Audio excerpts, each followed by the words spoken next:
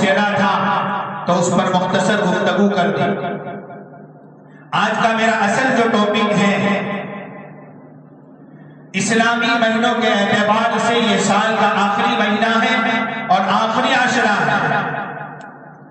آج 25 ذی الحج ہے، 4 یا 5 دن سال کے پورا ہونے میں باقی ہے۔ مسلمانوں کا اسلامی سال، نیا سال محرم الحرام سے شروع ہوتا ہے۔ جنوری سے دنیا کے دوسرے مذاہب کے ماننے والے، دنیا کے دوسرے طبقات کے لوگوں کا نیا سال شروع ہوتا ہے، لیکن میرا اور آپ کا نیا سال محرم الحرام سے شروع ہوتا ہے۔ ایک سال جا رہا ہے، دوسرا سال آ رہا ہے۔ مجھے اور آپ کو کیا کرنا چاہیے؟ نئے سال کی آمد پر سب سے پہلے انسان کو اپنا محاسبہ کرنا چاہیے۔ گزشتہ پورے سال کے اندر 1444 کے اندر اللہ کے کتنے احکامات مجھ پر نافذ تھے، اللہ کے کتنے فرائض میرے ذمے تھے، ان فرائض میں سے میں نے کتنے فرائضوں کی ادائیگی کی ہے، اللہ کے کتنے احکامات پر مجھ سے عمل ہوا ہے، اس کا محاسبہ کریں۔ ایک کونے میں بیٹھ کر سوچیں، ایک دن اگر میں کمانے نہیں جاتا تو میرے ایک دن کاروبار پر نہ جانے سے، ایک دن اپنی مزدوری پر نہ جانے سے، ایک دن اپنے دکان نہ کھولنے سے اس کا سائڈ ایفیکٹ میری پوری فیملی پر پڑتا ہے۔ یہ میری معاشی ذمہ داری ہے۔ اسی طریقے سے کچھ اللہ کی طرف سے مجھ پر ذمہ داریاں ڈالی گئی ہیں، کچھ اللہ کی طرف سے مجھ پر احکام ڈالے گئے ہیں، کچھ اللہ کی طرف سے مجھ پر فرائض عائد کیے گئے ہیں۔ کیا ان فرائض کو چھوڑنے کی وجہ سے، ان احکامات الہیہ کو ترک کرنے کی وجہ سے کیا میری زندگی میں کوئی فرق نہیں پڑے گا؟ کیا میرے گھر والوں کی زندگیوں میں اس کا کوئی سائیڈ ایفیکٹ نہیں ہوگا؟ انسان اس کو سوچے۔ نمازیں جو سب سے اہم ترین عبادت ہے، کتنی مجھ سے ادا ہو رہی ہے، ادا ہونے کے بعد قبول ہوتی ہے یا نہیں ہوتی ہے، وہ میرا اور میرے رب کا معاملہ ہے۔ میرے اور آپ کی نمازیں کیسی ہیں وہ میرا اللہ جانتا ہے، لیکن کم سے کم آ کر آپ اپنی حاضری تو لگوائیے۔ آپ رب کے دربار میں آ کر یہ تو کہیے کہ اللہ مجھے اس بات کا اقرار ہے کہ تو میرا آقا ہے، میں تیرا غلام ہوں، اور میں اپنی عبدیت کا اظہار کرنے کے لیے، اپنے غلامیت کا ثبوت دینے کے لیے تیرے غلامی پر، تیرے در پر حاضر ہوں۔ اس کا ثبوت تو پیش کرے۔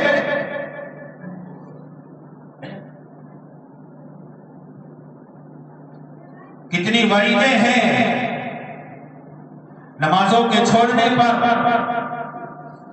ہر مرتبہ جب نماز کا تذکرہ آتا ہے تو میں 29ویں پارے کی وہ آیت پڑھ کر سناتا ہوں۔ فی جنات یتساءلون عن المجرمین ما سلککم فی سقر قالوا لم نک من المصلین۔ جنتی اور جہنمی کل قیامت کے دن آپس میں گفتگو کریں گے، بات چیت کریں گے۔ جنتی لوگ جہنمیوں سے پوچھیں گے عن المجرمین، وہ کون سا گناہ تھا، وہ کون سا پاپ تھا تمہارا، وہ کون سی نافرمانیاں تھی تمہاری، ما سلککم فی سقر، جس کی وجہ سے تم اس جہلتی ہوئی جہنم کے حوالے ہوئے ہو، اس خطرناک قسم کی جہنم کے تم حوالے ہوئے ہو۔ ما سلککم فی سقر، پہلا جواب جہنمیوں کا کیا ہوگا؟ قالوا لم نک من المصلین۔ نمازیں ترک کر دیتے تھے، نمازیں چھوڑ دیتے تھے، کوئی عذر نہیں ہے، کوئی مجبوری نہیں ہے، جوانی ہے، تندرستی ہے، صحت ہے، چل سکتے ہیں، اٹھ سکتے ہیں، بیٹھ سکتے ہیں، کاروبار میں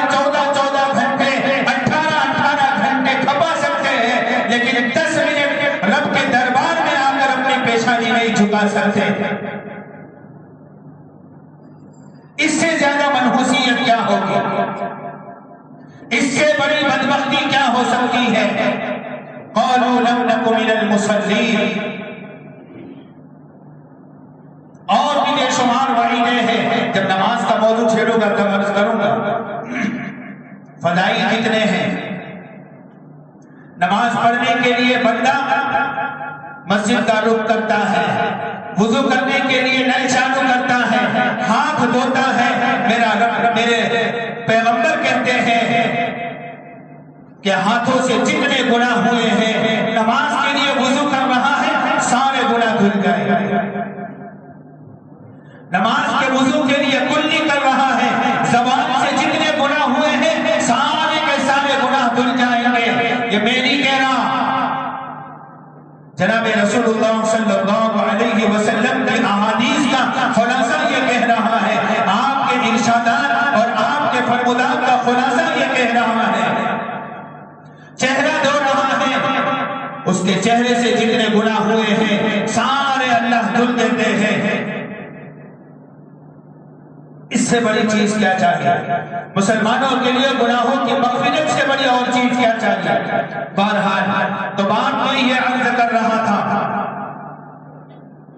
کہ سال جا رہا ہے، میں اور آپ اپنا محاسبہ کریں۔ دو طرح کے حقوق ہیں، حقوق اللہ، حقوق العباد۔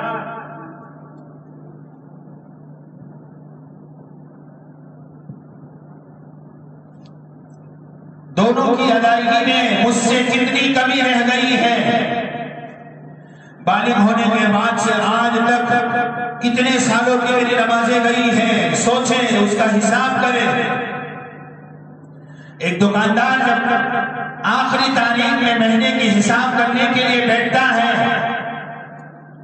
اور اس کا حساب ہر مہینے کی طرح اس مہینے پروفٹ سے میل نہیں کھاتا، کچھ پیسے کم ہو رہے ہیں، حساب مل نہیں رہا، پریشان ہو جاتا ہے۔ پیشانی پر سلوٹیں آ جاتی ہیں۔ کوئی اس کا بہت ہی اپنا قریبی اس سے کوئی اچھی بات کرنے کی کوشش کرتا ہے تو اس کی بات اسے اچھی نہیں لگتی۔ کیوں؟ ایک مہینے کا حساب نہیں مل رہا، صرف ایک مہینے کا۔ اس میں اتنا پریشان ہے، چند پیسے جو نہ کبھی کسی کے پاس ہمیشہ رہے ہیں نہ کبھی کسی کے پاس ہمیشہ رہنے والے ہیں، ان چند پیسوں کی حساب نہ ملنے کی وجہ سے یہ پریشان ہے۔ مجھے اور آپ کو تو پوری زندگی کا حساب دینا ہے، چند پیسوں کا نہیں، چند سال اور چند مہینوں کا نہیں، پوری زندگی کے ایک ایک سیکنڈ کا میرا رب حساب لے گا۔ ان عمرہ فیما افناہ وعن شبابہ فیما ابلاہ، یہ حدیث کے الفاظ ہیں۔ اس لیے جہاں حقوق اللہ کے اندر کمی ہوئی ہے، نمازیں چھٹی ہے، چارٹ بناؤ، حساب کرو۔ ظہر کی نمازیں قضا ہوئی ہیں، اذان کے بعد فوراً مسجد میں آؤ۔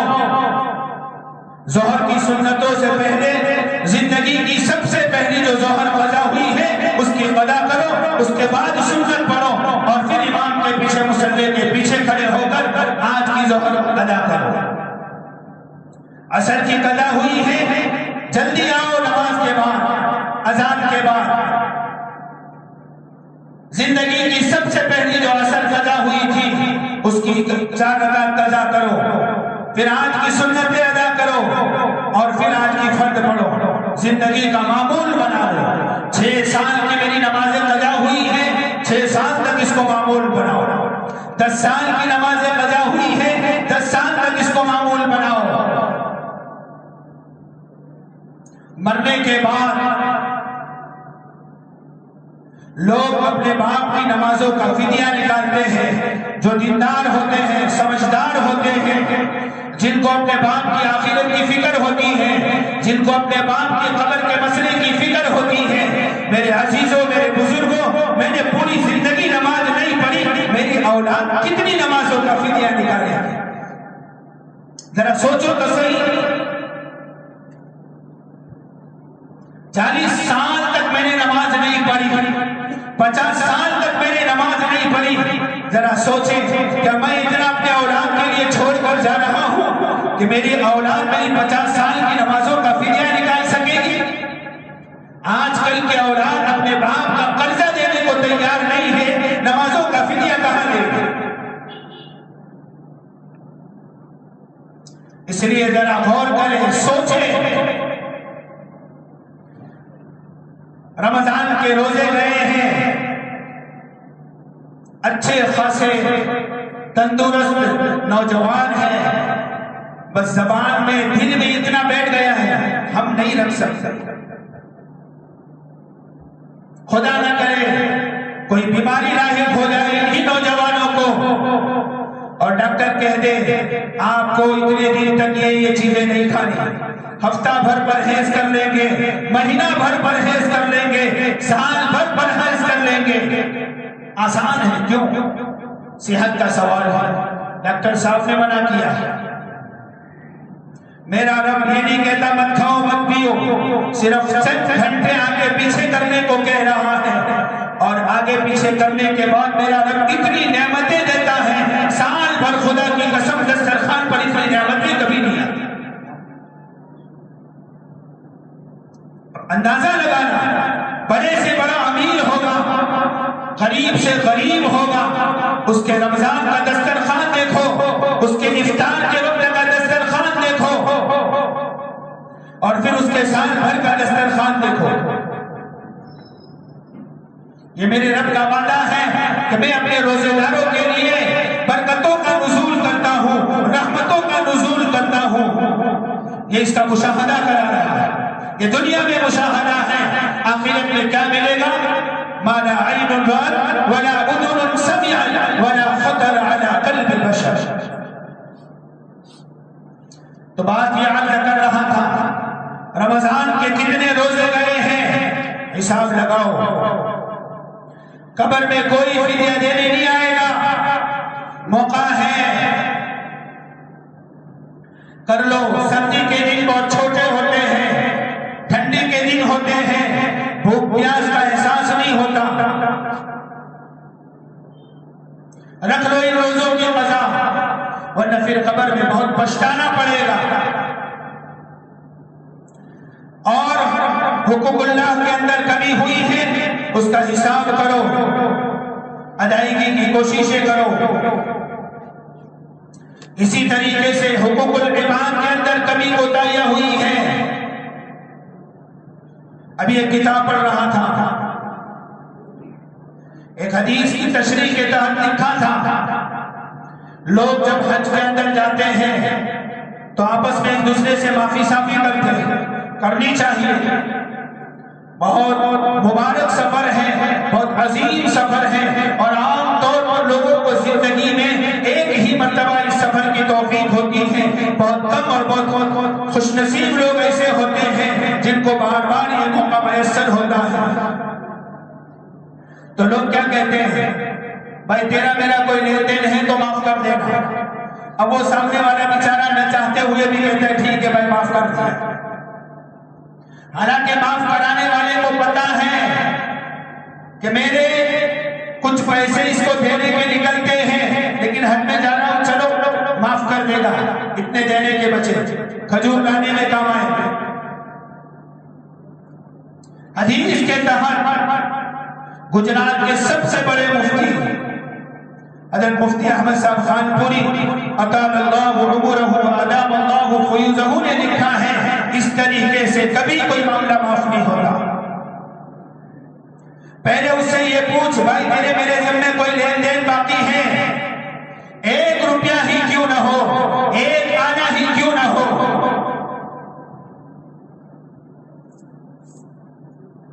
بہت پہلے میں نے ایک واقعہ عرض کیا تھا، علامہ سفیان نام کے بہت بڑے ولی گزرے ہیں، بالغ ہونے کے بعد سے موت تک کبھی روٹی نہیں کھائی، اس لیے کہ روٹی کھانے جاتا ہوں تو اس میں 25 سے 30 مرتبہ سبحان اللہ کم کہا جاتا ہے.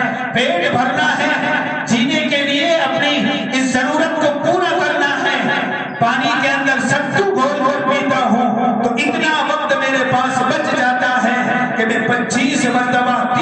مرتبہ سبحان اللہ زیادہ کہہ سکوں، ایک مرتبہ کسی کے کھیت سے دانت میں خلال کرنے کے لیے،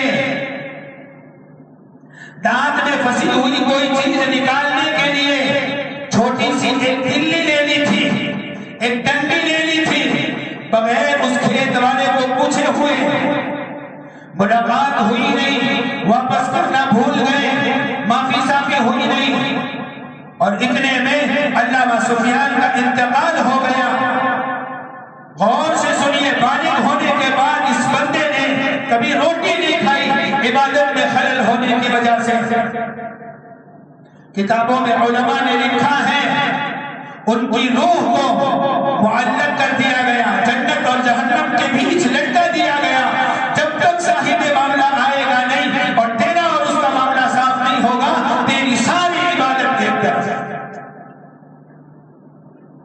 لوگوں کے ہزاروں لاکھوں روپے دبا کر بیٹھ جاتے ہیں، نظر بھی نہیں لیتے، اور پھر کہتے وہ تو معاف کر لے گا، جنازے کے وقت اعلان ہوگا اس کو رحمت ترس آ جائے گا۔